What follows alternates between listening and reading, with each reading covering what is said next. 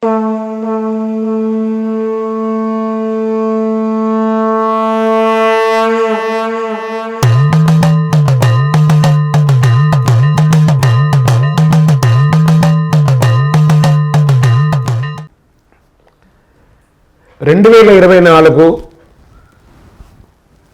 నుండి డిసెంబర్ వరకు ఉన్నటువంటి రాశి ఫలితాన్ని మనం ఇప్పుడు తెలుసుకోబోతున్నాము.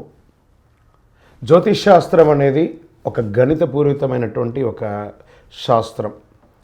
ఏ గ్రహాలు ఎక్కడ ఉన్నాయి, ఏ స్థితిలో ఉన్నాయి, ఆ గ్రహాల యొక్క స్థితిగతిని బట్టి ఆ రాశి యొక్క మార్పులలో జరుగుతున్నటువంటి ఆ రాశుల యొక్క గ్రహాలన్నీ కూడా మార్పడం వల్ల ఆ రాశికి కలుగుతున్నటువంటి శుభాశుభ ఫలితాలన్నీ కూడా నిర్ణయించడం జరుగుతుంది.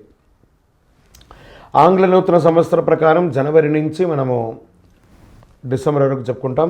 త్వరలో ఉగాది పంచాంగ శ్రవణం కూడా మనం తెలుసుకోబోతాం.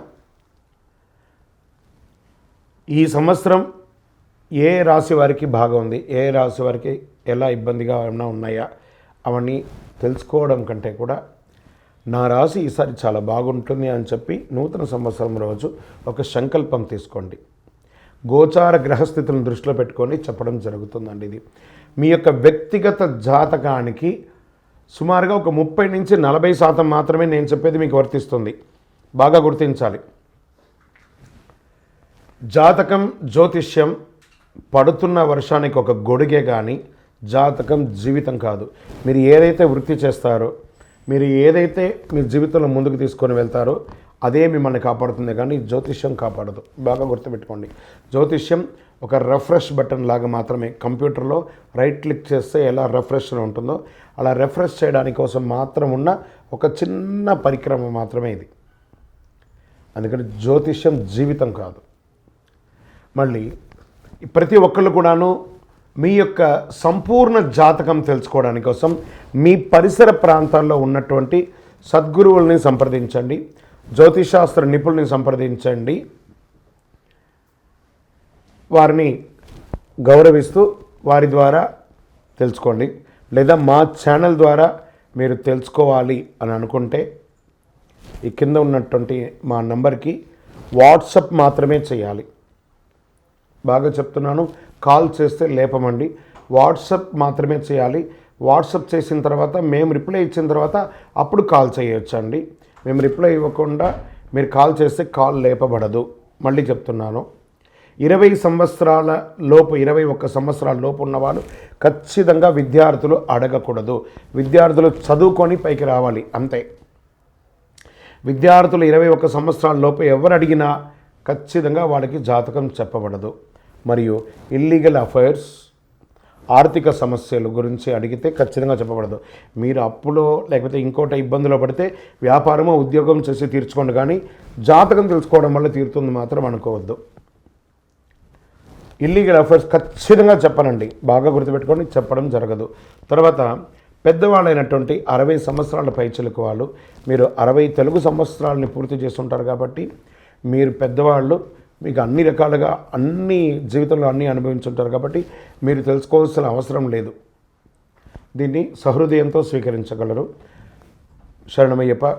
ఇంకొక విషయం ఏమంటే, గత నవంబర్, డిసెంబర్, ఈ జనవరి 15 వరకు ఈ అయ్యప్ప దీక్షలో ఉండడం వల్ల ఎవరైనా మమ్మల్ని సంప్రదించుంటే మీకు సమయానికి రిప్లై ఇవ్వకుండా పోయి ఉండొచ్చు. జనవరి 15 తర్వాత తప్పకుండా నేను మీకు అందరికీ అందుబాటులో ఉంటాను. అప్పటి వరకు వాట్సాప్లో మెసేజ్ పెట్టండి. అవకాశం ఉన్నప్పుడు నేను మీకు తప్పకుండా చూస్తాను. ఇప్పుడు ఈ ఆంగ్ల నూతన సంవత్సరం 12 రాశులకి ఎలా ఉంది? జ్యోతిషాస్త్రరీత్యా 12 రాశుల్లో 3వ రాశి అయినటువంటి మిథున రాశి మిత్రులారా, మీరు మృగశిర నక్షత్రం 3, 4 పాదములు, ఆరుద్ర నక్షత్రం 1, 2, 3, 4 పాదములు, పునర్వసు నక్షత్రం 1, 2, 3 పాదాలకు జన్మించిన మీరు మిథున రాశి వారిగా పరిగణించబడుతున్నారు. ఈ సంవత్సరం మీకు శుభాశుభ ఫలితాలు ఎలా ఉన్నాయంటే, ద్వాదశంలో గురు సంచారం, దశమంలో రాహు సంచారం, చతుర్థంలో కేతు సంచారం, 12వ స్థానంలో గురు సంచారం వల్ల కొంచెం ఖర్చులు అధికంగా ఉండే అవకాశాలు ఉన్నాయి. అది కోర్టు వ్యవహారాలు ఇవన్నీ కూడాను త్వరగా పరిష్కారం అయ్యే అవకాశాలు కూడా ఉన్నాయి. విదేశాలకి వెళ్ళే వాళ్ళ విషయంలో, జీవిత భాగస్వామి విషయంలో కాస్త జాగ్రత్తగా డాక్యుమెంట్స్ అంతా కూడా గట్టిగా చూసుకొని జాగ్రత్తగా ఉండండి. దశమ స్థానంలో ఉన్నటువంటి రాహువు విదేశాలకు వెళ్ళి ఉద్యోగం చేయాలనుకున్న వారికి అనుకూలాన్ని కలిగిస్తున్నారు. చతుర్థ కేతు సంచార కారణంగా భూమి కొనుగోలు విషయంలో జాగ్రత్త. డాక్యుమెంట్స్ లేదా మీరు లోన్స్కి వెళ్తే జాగ్రత్త. సిట్ ఫండ్స్ అంతా ఏమైనా లిఫ్ట్ చేస్తే డాక్యుమెంట్స్ అంతా ఒక్కసారికి 4 సారి చదివి తర్వాత సంతకాలను పెట్టండి. లేదా మీ ఆడిటర్నో మీ లాయర్నో అడిగి డాక్యుమెంట్స్ అంతా చూసి చేయండి. ఏదైనా విద్యకు సంబంధించి కోర్సు చేసేవాళ్ళు మీరు చేయాలనుకున్న కోర్సు ఒకటి చేసే ఒక కోర్సు ఒకటి అలా మారిపోకుండా దానివల్ల మీ జీవితమే మారిపోతుంది. కాబట్టి కాస్త జాగ్రత్తగా, ఎందుకంటే 60-40గా ఉంది, 60% 40%గా ఉంది కాబట్టి ఫలితాలు జాగ్రత్తగా ఉండాలి. శని భగవానుడు 9వ స్థానం నుండి 8వ స్థానానికి వక్రీకరిస్తున్నాడు. జూన్ 30 నుండి నవంబర్ 15 వరకు వక్రగతి కొనసాగుతుంది. మీ ఆరోగ్య విషయంలో కాస్త మిశ్రమంగా ఉంటుంది.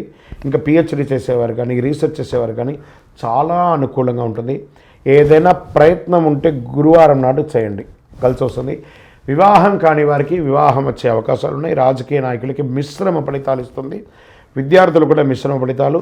ఉద్యోగం చేసేవారికి మీ యొక్క స్థానంలో అద్భుతంగా ఉంటుంది. వ్యాపారస్తులకి 60% చాలా బాగుందండి, చాలా అద్భుతంగా ఉంటారు. స్త్రీలు కూడా వారి యొక్క కెరియర్లో చాలా అద్భుతమైనటువంటి ఫలితాలు పొందుతారు. పితరుల తరపున ఆస్తిపాస్తులు వచ్చే అవకాశాలు బాగా కనబడుతున్నాయి. ప్రేమికులు చాలా సంతోషంగా ఉంటారు. ఓవరాల్ మిశ్రమంగా ఉందిగా ఈ యొక్క సంవత్సరం అంతా కూడాను.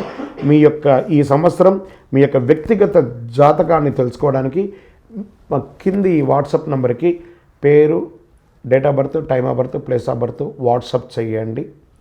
ఇంకనూ సకల దోషాలు తొలగి ఆనందంగా ఉండడానికి నవమూలిక సిద్ధ ధూపంతో ధూపం వేయండి. విజయోస్తు.